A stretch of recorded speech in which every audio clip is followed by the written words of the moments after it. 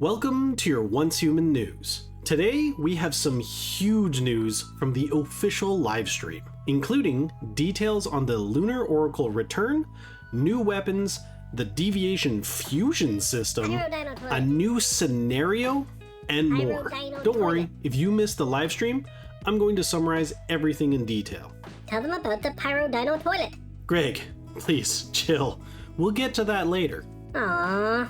This is a preview for next week after the maintenance. First, the Visional Wheel Season 2 Lunar Revelry will be available. This is a repeat of Lunar Oracle at its core.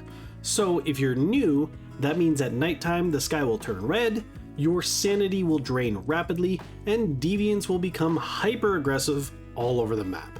We don't know just yet if all of the original mechanics will return, such as the enhanced gathering with deviant raids, or the lunar spawn mimic enemies taking places of elites. However, they did show a new event where players gain stacks of a debuff called Moon's Gaze. After reaching what looked like 10 stacks, the Lord of Moonlight boss will appear and steal your identity, which they explained as stealing your appearance, shadow, name, and identity markers. Then it'll run away with a smoke bomb.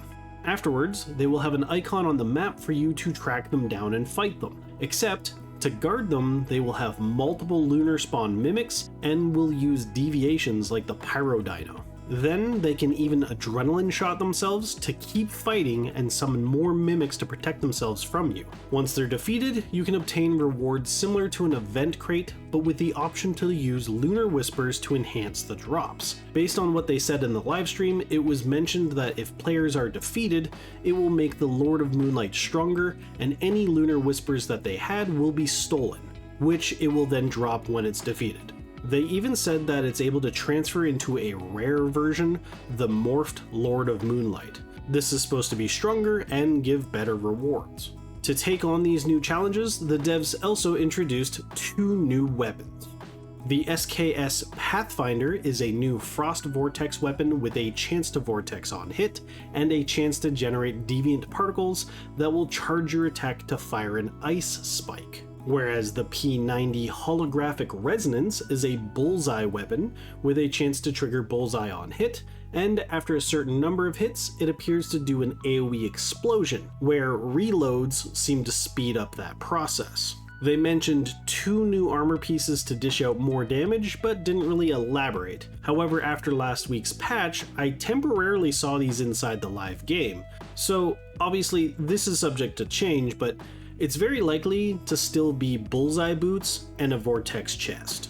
Additionally, they talked about the Savior set. She specifically stated, and I quote, "The Savior set doesn't just reduce damage and provide shields, it even auto-uses healing items straight from your backpack.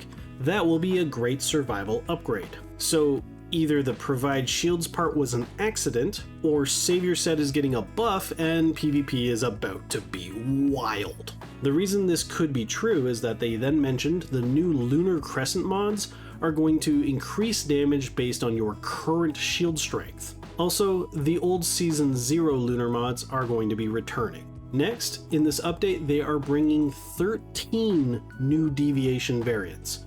13! The H37 Prototype, Lone Wolf's Whisper Bursting Magma, Zapcam Lunar Oracle, Atomic Snail Lunar Oracle, Digby Boy Emerald, Enchanting Void Pharaoh, Pup Bunny Gold Lightning, Flame Essence Golden Toad, Paper Doll Witch's Beloved, By the Wind Bursting Magma, Atomic Snail Gold Lightning, Polar Jelly Radiant, Electric Eel Lunar Oracle. And that's not all.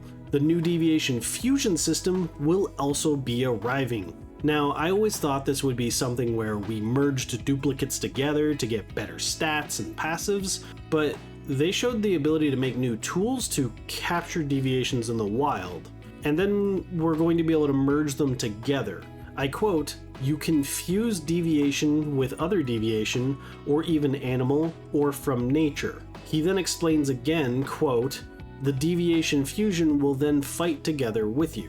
Yeah, Pyro Dino toilet! Yes, Greg. This is where they showed a Pyro Dino fused with a toilet.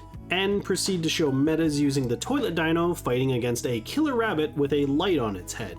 I'm extremely concerned that this system may not be what we wanted, where you'd merge deviations together to get better stats and passives, and it might actually be possible the developers took our request literally to fuse deviations with things like toilets.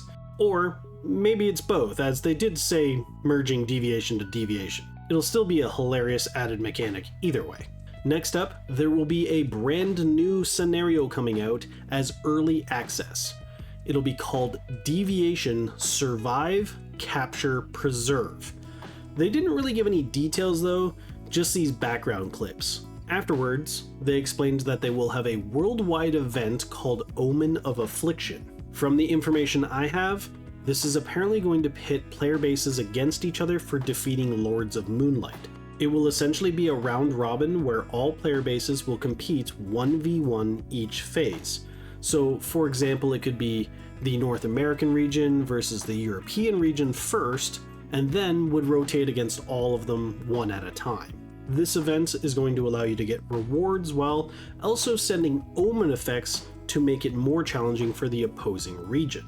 For RaidZone, they will be adding regular gun versions of the SKS, P90, and even a nailgun. The nailgun is going to act similar to an SMG. And here's a quick preview of the next loot crate as well. As usual, I'll have a full showcase out after the patch to help you decide if you want to purchase it. Even though it was just their preview for next week, this was a ton of info. But before you go, thank you guys for choosing to get your Once Human news from my channel. I've decided I want to work on guides again as well. And to get back into the swing of guide making this week, I made this beginner guide for a fantastic indie beat-em-up game that I'd love if you guys would check out. So, incoming guides for Once Human again, and other games too. Pyro Dino Toilet.